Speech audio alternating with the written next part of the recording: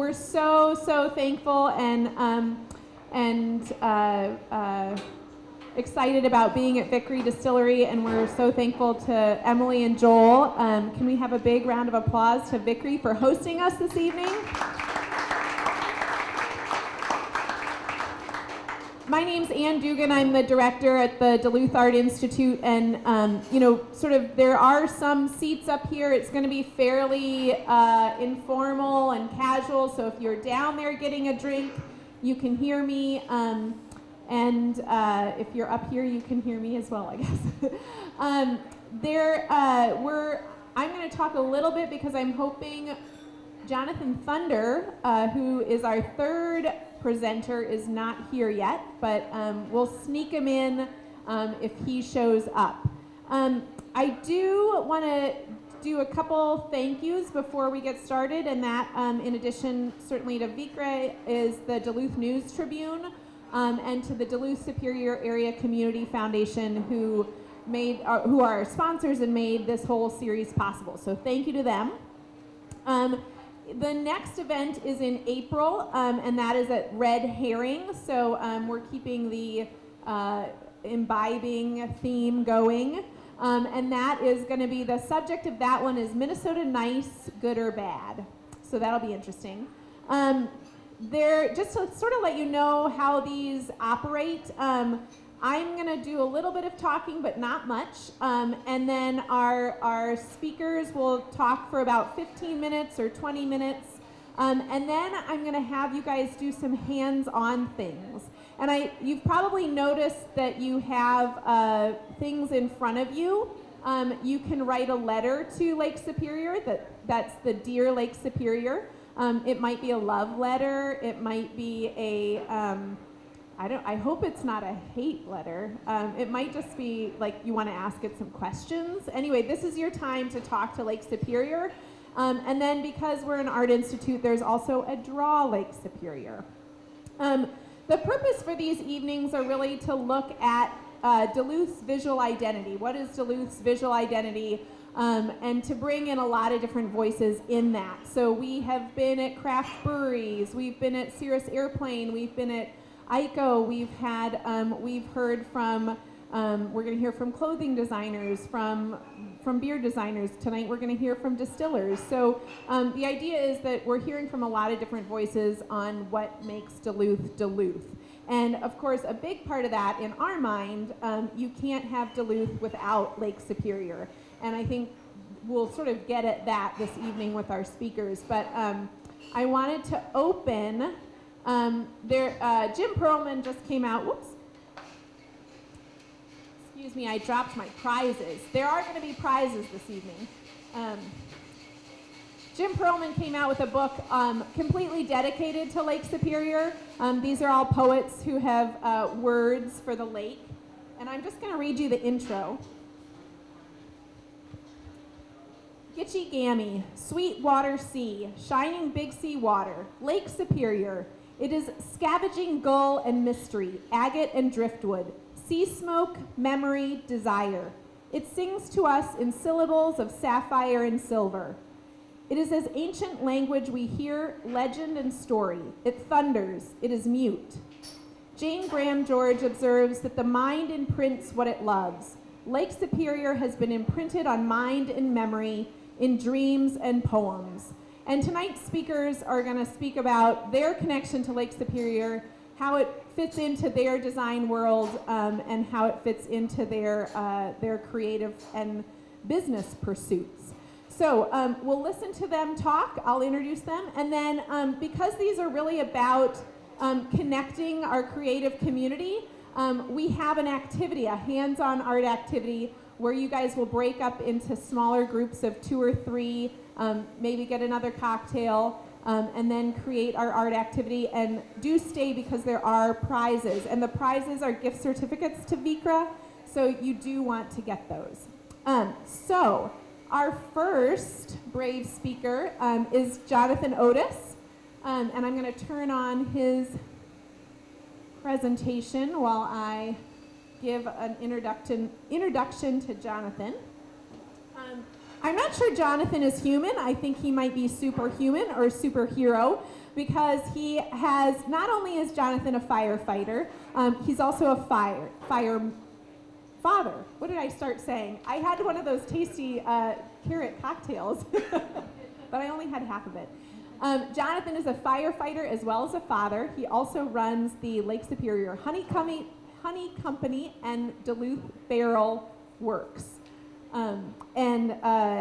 His self-described passion is to make Duluth better.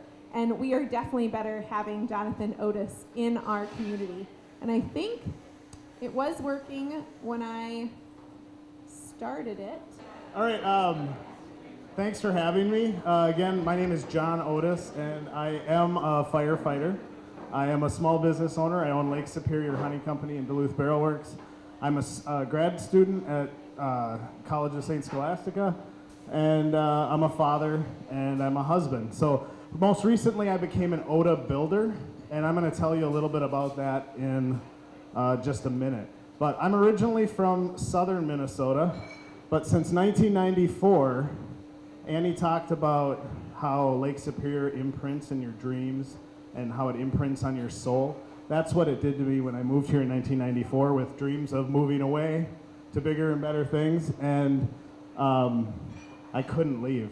Lake Superior got imprinted on my soul. So this conversation here tonight is kind of the role that Lake Superior has played in my projects.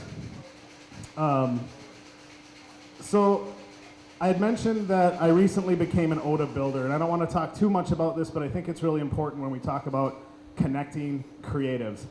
OTA is an organization that helps facilitate connections between creatives, so artists, entrepreneurs, craftspeople, essentially creatives of all types. And it gets its name from the last three letters of the states: Minnesota, North Dakota, South Dakota, the OTA region. So the interesting thing about the OTA region is that the population of those three states, minus the 7 counties in the Twin Cities metro area, are equal in population to 2 New York City boroughs, okay? Brooklyn and Manhattan. Now in Manhattan, there are over 3,500 creatives per square mile, represented by BBs. Any guesses on how many in the OTA region? How many creatives per square mile? Huh? Oh, you must have 3. There are 3. So you listen to the collisions. Okay, it's not that hard to come in contact with a creative in Manhattan. But here, our collisions are harder to come by, okay? And actually, if I shake this right, I can get them to not collide at all. They just chase each other around on the bottom. And that's kind of what is happening to our region. And we need to facilitate these connections. One of the things that I think I have an advantage of as an OTA builder, I'm someone that's one of 20 people that's tasked with making those connections in my community. And they have different communities from Sioux Falls, South Dakota, Bismarck, North Dakota, and I'm the only one here in Duluth. But I think that I have a unique advantage, and that is Lake Superior, where we live, the people, the geography, and I think that it's an unfair advantage. Lake Superior, to me, really encompasses all of the senses. You can see it, you can hear it, you can smell it, you can, the other sense, you can taste it, which is my favorite, and I'll talk about that again in a little bit. But really, it's a very dynamic, ever-changing energy for me. In 2008, I became fed up with the amount of highly processed honey blends that were available in stores. In fact, most often, the honey in those little plastic bears is not even real honey. So I started Lake Superior Honey Company to give customers something different, okay? Single location, free-foraged honey. It's a concept that we created, and with the idea that we would establish apiaries in neighborhoods throughout Duluth, and once they were established, we would extract the honey from each of those locations separately at a particular time of year. We would then hand label the honey with the date and the location of harvest so you can taste what that neighborhood tastes like at a particular time of year. Honey from one neighborhood looks and tastes completely different from another. Now this is all influenced by what the bees are foraging on, and what the bees are foraging on is ultimately influenced by Lake Superior. A bee will forage up to about 4 miles for food, for water, and in Duluth, being 26 miles long and only about 6 miles wide, just about anywhere that you put a hive, those bees can forage and have impact or be influenced by Lake Superior. In addition to that, as the bees are going around, that's a close-up of a honeybee sticking its tongue into a flower. It draws the nectar from those flowers. Those flowers are influenced by Lake Superior in the fact that oftentimes the weather will affect the types of plants that grow here. We've got, a very rugged geology. So some of those plants produce different nectars at different times of year. It ultimately is giving the French concept is terroir, or taste of place. When I started Lake Superior Honey Company, I had a vision of what I wanted to do. I knew why I wanted to do it. I wanted to give people this taste of our region. And so I started thinking, well, how? First of all, Lake Superior Honey Company. The name itself is known worldwide. So you've kind of, from a marketing standpoint, we've already got kind of a region of followers. We've got people that come here, that want to vacation here, that want to take something home with them, and through that Lake Superior connection, they can now take a taste of Lake Superior home with them. So I went to Dave Sadowski at Swim Creative, and he kind of threw all of the elements and kind of my vision together. He did not do the Lake Superior. I threw that up for the slide just to kind of show that it impacts my brand. So the brand that David designed was everything but Lake Superior there. I also own another company called Duluth Barrel Works. And Duluth Barrel Works, you think of Duluth on Lake Superior, but the impact on, or the role that Lake Superior plays in that business is kind of twofold. First of all, we reclaim barrels from around the world, and we sell them to distillers, to brewers, to food producers, and anything that we can't sell as food quality, we break down and reuse as custom furniture pieces or gift items, things like that. So we're getting these barrels from around the world. We're selling them to brewers and distillers that are using our Lake Superior water to make their products. They're putting it in our wood barrel products. So there's kind of an influence of Lake Superior on the ingredient, that taste concept again of being able to taste Lake Superior. And then in addition to that, we've got this great opportunity here in Duluth that we have an international port. So currently, if I want to buy barrels from Portugal, I have to coordinate with other barrel people, or I have to try to arrange it so that those barrels come over on a container ship to Norfolk, Virginia. They get put on a truck, they get shipped to Duluth, and it's a long trip, it costs a lot of money. But with Duluth being an international port, and with some of the new business developers at the Seaway Port Authority looking into Lake Superior becoming a hub of transit, for me as a small business that I can't take full salties of barrels, I can only do maybe a couple hundred, not a couple million.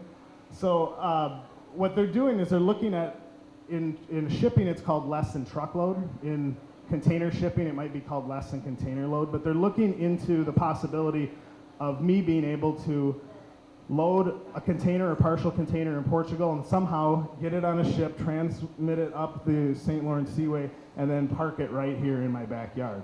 Saves me a lot of steps. So there's the role of Lake Superior can actually be a new environmental driver or job creator in our region. We could also then turn around and send products back across the ocean. So that's kind of the future of that.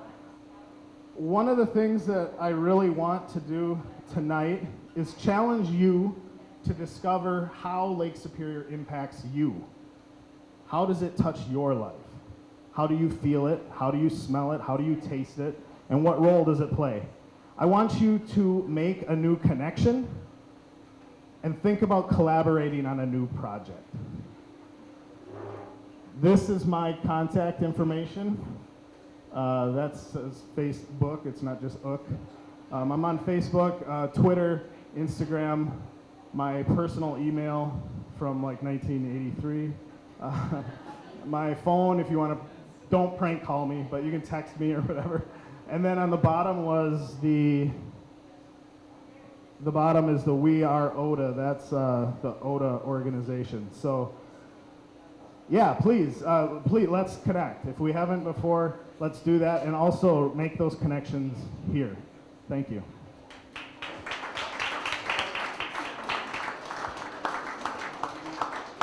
And because we have a little bit of extra time, I don't want to put Jonathan on the spot, but does anyone have any questions? I think we have time for questions after presenters. So if anyone has any questions now, we can certainly, as you think of them, come up with them also. But I actually am just curious, what are some of the things that ODA is doing? Because that's a fascinating concept. Excuse me, Lake Superior also gave me a cold.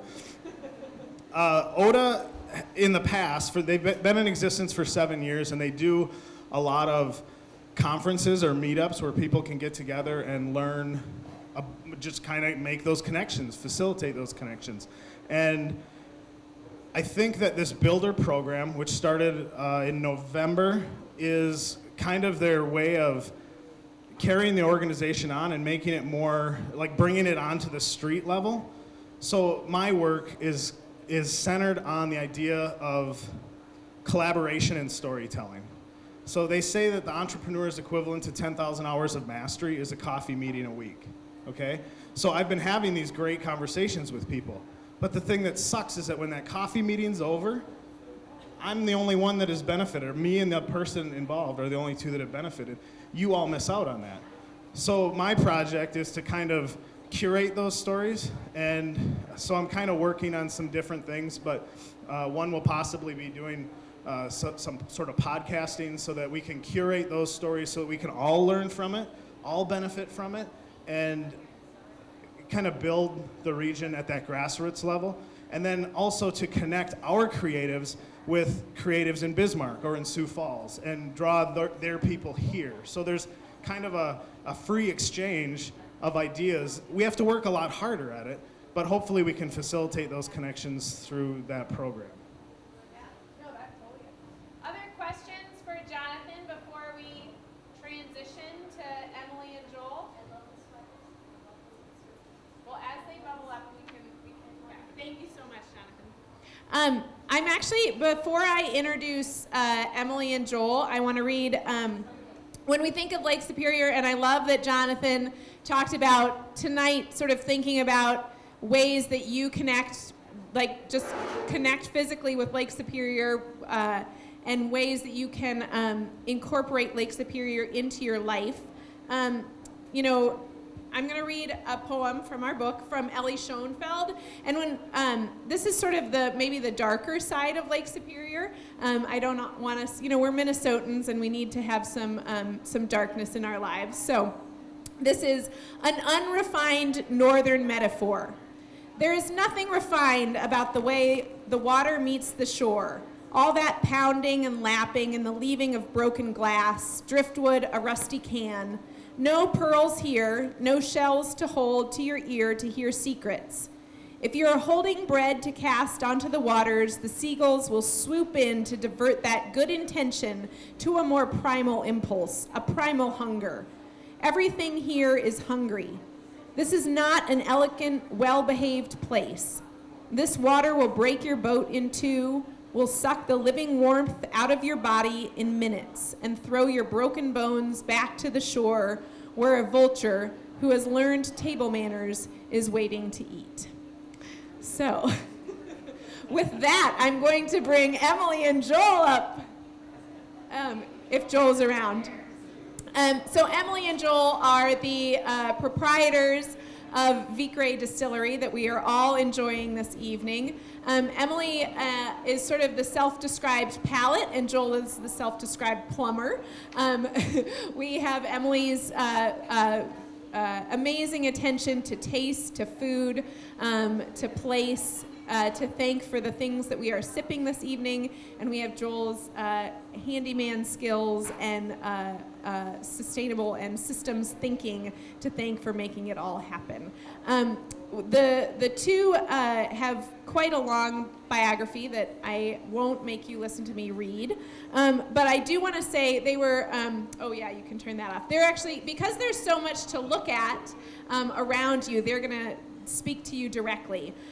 They were honored a few years ago at the 20 Under 40 Duluth News Tribune, and when asked, what keeps you in the Twin Ports, Emily said, "There's just something about having the lake on the horizon that works its way into your psyche and your soul." So, thank you both for being here with us tonight. I'm going to turn it over to them.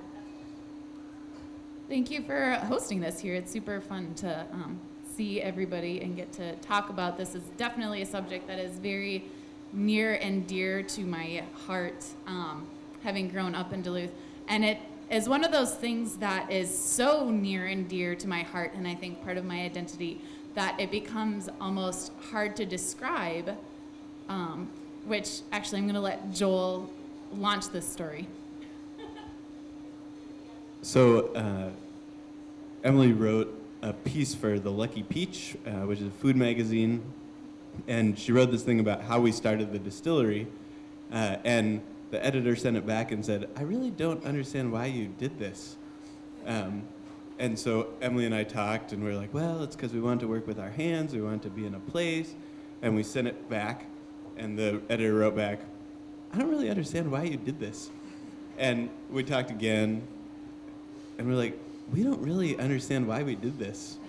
And so then Emily developed a theory that we did it because of the lake,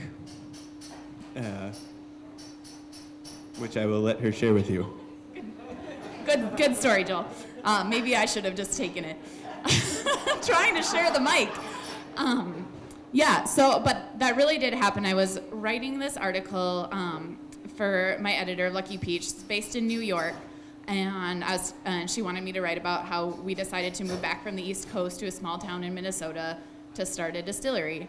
And so I wrote this whole thing about how we had this idea and like that Lake Superior is really great, and we decided to start a business, blah, blah, blah. And she was like, "This is nice, but the dots aren't connected for me. Like, why is Lake Superior great?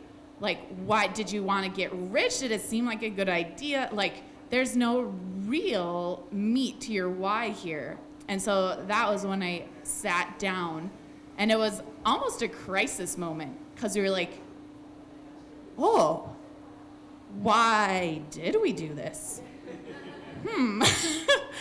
And I thought and I thought and I thought, and I was like, the only explanation I can come up with is that, like, literally the lake whispered this idea into our minds, almost fully formed. And at that point, it was like a muse coming to us. It chose us as the people who are going to enact this idea of distilling spirits that expressed this terroir, like John was talking about, the flavor of this place. So I wrote back to my editor, and I was like, this is going to sound insane, but this is all I've been able to come up with. And then I explained that for me, Lake Superior has always been basically a mystical presence more than anything else. Everything here is built around it, and you're always looking at it, so it just takes up your horizon. Everything is oriented to it, but it goes to like this deeper level. And I remember always when I was little, my mom would tell us, if you ever get lost, just walk down to the lake and you'll be able to reorient yourself and know where you are. And I realized that for me, I interpreted that on a whole different level. that if I go down to the lake, I always know where I am. Like, no matter how lost I am in my life, no matter how confused I am, it's like this big, constant, yet ever-changing guiding presence. It's like fate. And so it's up to fate, to give you ideas, like starting a business. And so we followed that. And I explained that to my editor, and she's like, love it, awesome. Put that in there, and we're going to publish it. So, everybody in New York got to hear about how amazing Lake Superior is, that it's this greatness beyond just the facts and figures of being 10% of the world's fresh water and X numbers of feet deep and miles around. So really, the foundation of our business was this inspiration of the lake that was whispered in our ears, and we ran with it. I grew up mostly in Spokane, Washington, and I didn't really, I knew I could identify Lake Superior on a map, but I didn't know that it was anything particularly special. But then when I met Emily, I started visiting here. I was like, oh, this really is something special.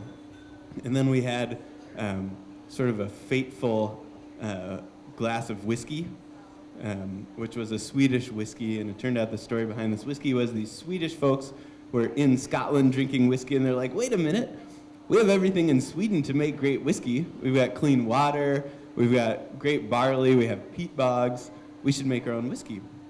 So they did, and then we were drinking it, and we were like, wait a minute, we have clean water, we have barley, we have peat bogs.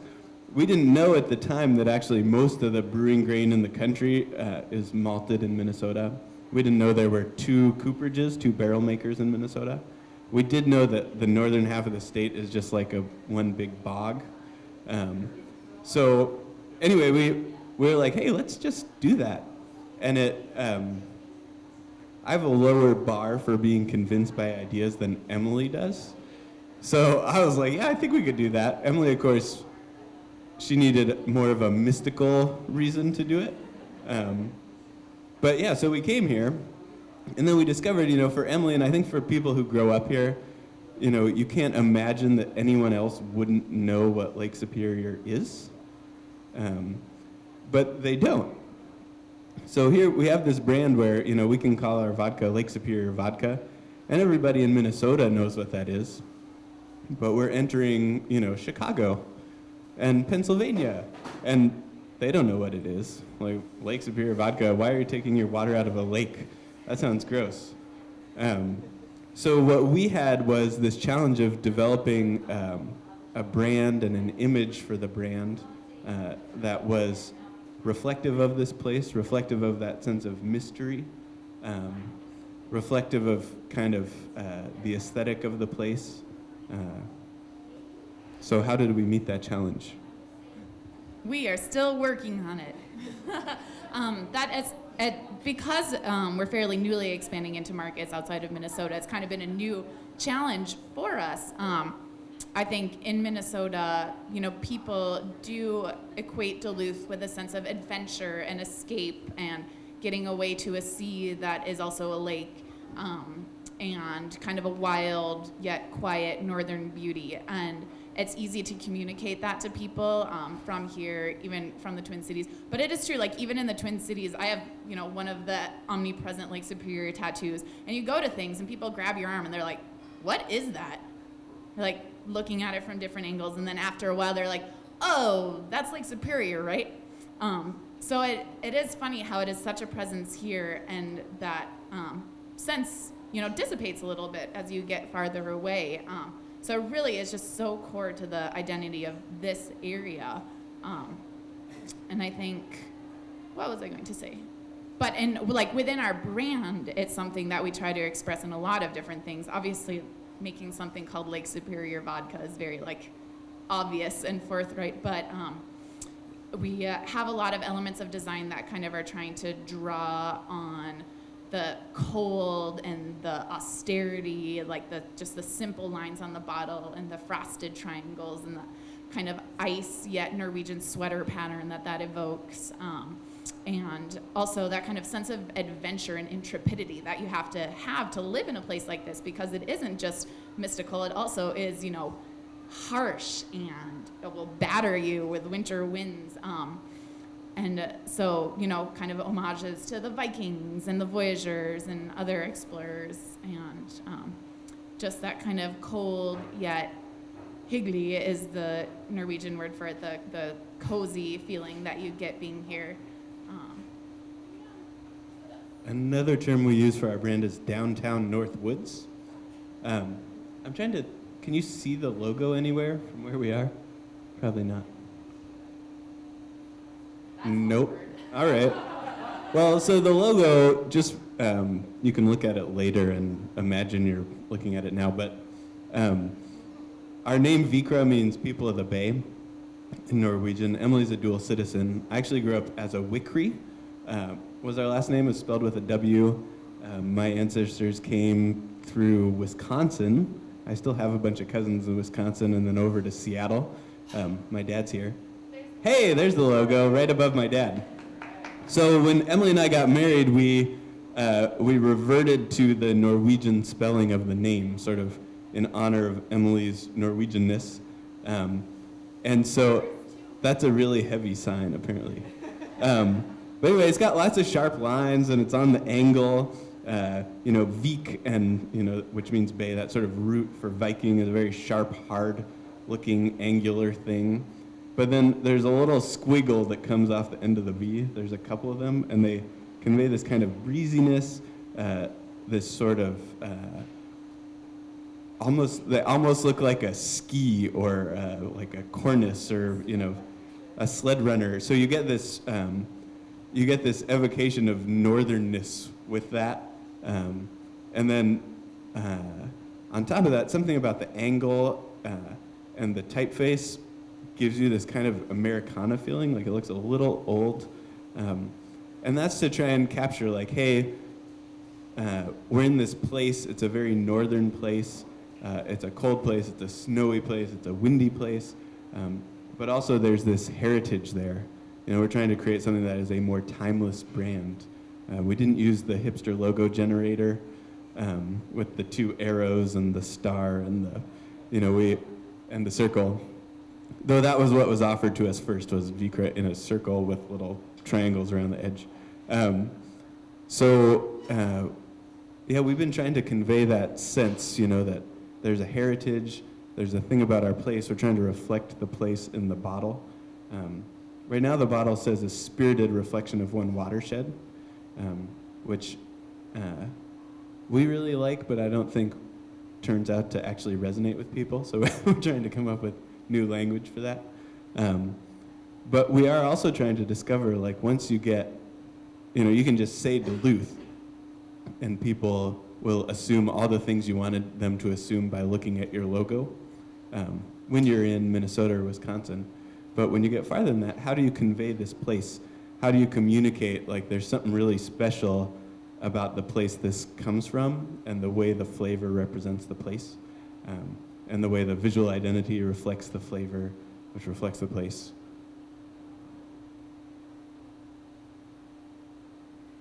Do you have something else to say? Is there a question? Can you talk a little bit about, so the in your introductory video online, you talk about, you read this poem from Sam Cooke about up north, and when I think about, when I'm listening to you talk, I hear a lot about sort of that in the background, that there's this underlying sense, and sort of what we've been talking about with this series too, is that there's something, that Minnesota is now starting to define itself as north, and that Duluth really is sort of the capital of north, is what we think of, So can you talk a little bit about, like, that concept of that north being a compass point, and of sort of both, your direction as a business, your direction as putting down your roots here, that sort of thing. Yeah, that is definitely something we've thought about a lot, and I don't think that we necessarily we haven't thought about it to the extent that we have boiled it down to a nice simple explanation or statement. It's more something that we're continually chewing over, especially as, like, the North has become branded thanks to the Dayton brothers. And so you do see, like, if you're on social media or something, you see a lot of people in, like, the Twin Cities, and they're hashtagging things, Team North. And so we're like, we're Team really North. Come on, guys. Um, so there's almost like a little bit of competitiveness to the northiness of where we are. But I think for me, it was funny that Sam Cooke, the introduction to Sam Cooke's book, Up North is a certain way the wind feels on your face and the feel of a old flannel shirt on your back. It's a place far away from the here and now, a map on the wall, a dream in the making, a tugging at your soul. Is one of those things that resonated with me, even while I was living here. It like made you nostalgic for now in a way, and was, a little just kind of quote that I took with me wherever I went when I traveled away from here. And I think that there is something special about being north, because north is extreme. It's not super easy to approach, and so it's almost like a prize. You have to work a little bit to live there and to be there. And so then you feel like there's more payoff for that work. And there's something to that about like the appeal of the North and the way the North is a place that is farther away and more of like a striving feeling. But at the same time, at least in our brand, we think that the North can be a stand-in for the desire that anyone has to kind of find somewhere that's peaceful, to find somewhere that is a bit of an escape where you see green outside of your window instead of more windows. So it is just like, it is a direction, it is a place. We have true north and the North Star as these kind of like huge metaphors of something that is guiding you. But then at the same time, I think we want to expand it to being just kind of like a place of peace, escape, adventure. The first time I came to Duluth as Emily's boyfriend, so I was visiting the parents and I was now the boyfriend. They took me to Bentleyville, and it was like minus 25, and it was dark, and no one else was dumb enough to be at Bentleyville on that particular night, but we were there, and it was so miserable. And we went to the part where you roast the marshmallows, and we're roasting the marshmallows, and like the wind is whipping, and I was like, this place is just stupid. Why does anyone live there? I still feel that way. But then if you survive it, you feel awesome. Like, It's you true. feel good about yourself that you can do that. It is a very self-righteous sort of Are there questions for Emily and Joel? Yeah. I have two questions, actually. One, I would really like to read the Lucky Peach article. What issue is it? I don't actually remember, but there is a link to it on our website. So under part that's like our story, we have blah, blah, blah, blah, blah. And then in parentheticals, we have, do you want to know more? Like, we're happy to oblige. Click on this link for the article so you can find it there. My second question also comes from kind of a personal experience that I am a Twin Cities native, but I moved around a lot. And one of my best friends in the world is from Westchester, New York, and Massachusetts said to me, you took a job in Duluth. You're moving to Duluth. It sounds like the noise that a bag of dry concrete makes when you drop it on loaded level scaffolding. Why would you ever go there?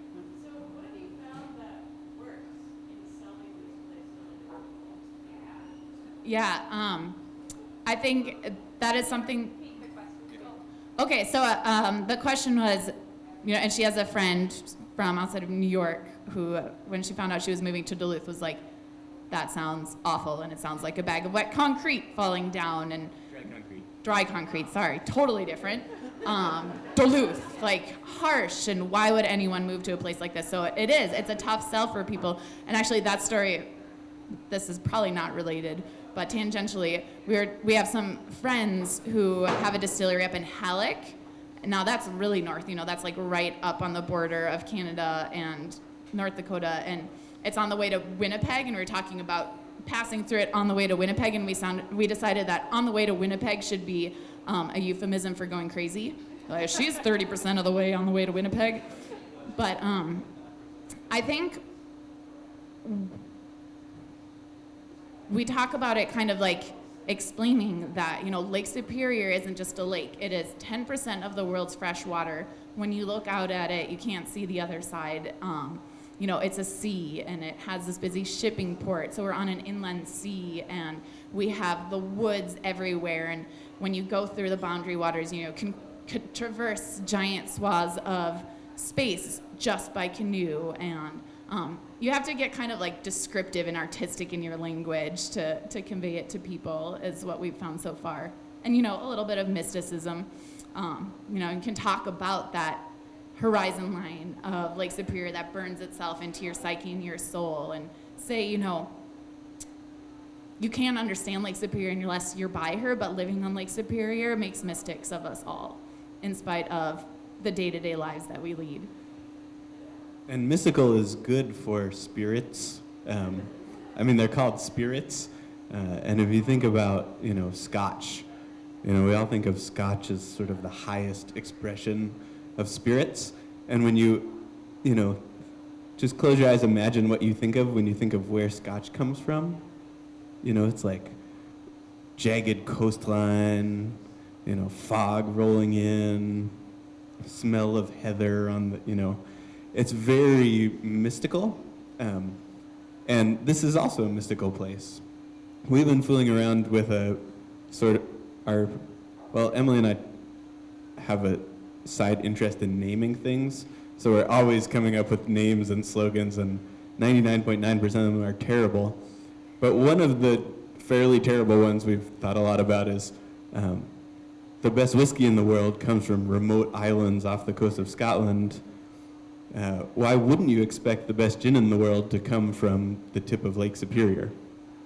Not that our gin is the best in the world, although I would like to make it into that. But anyway, yeah. Other questions?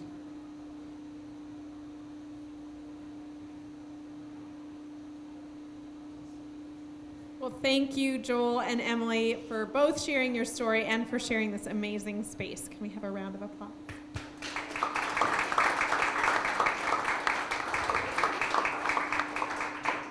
So Joel and Emily and Jonathan have given us a lot to process, and because you're all creatives, part of the way we process is by making and creating. And so I do want to say, while you've been doodling and writing your letter to Lake Superior, we do want to take those at the end of the evening. So when you do leave, and I'm not going to let you leave yet, but you can leave them right by the table over here before you leave. But so we've been talking about Lake Superior, about spirits. You're going to break off into groups of 2 or 3 or 4 or whatever you're sort of comfortable with. We have a variety of glasses here. They might be water glasses, they might be cocktail glasses. They're however you look at them. They're all actually completely empty now, but they can be half full at some point. And they're filled with some Sharpies. And so I want you all to create your glass to Lake Superior. This is the glass that will hold water from Lake Superior.